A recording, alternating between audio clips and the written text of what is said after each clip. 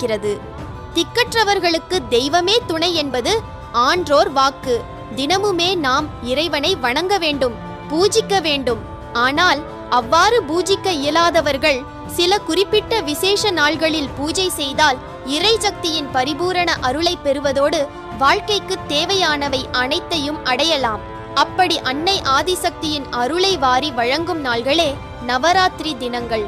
இந்த நாளில் அன்னை வாராகியை ஒரு நாள் மனமுருகி வணங்கினாலே வாழ்வில் நிச்சயம் மாற்றங்கள் நிகழும் என்பது அசைக்க முடியாத நம்பிக்கை.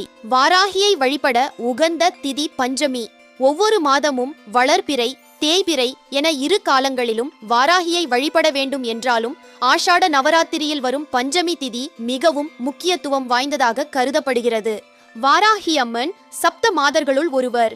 அன்னை லலிதா பரமேஸ்வரியின் சேனைகளின் தளபதியாக திகழ்பவள். இவளுக்கு தண்டினி என்கிற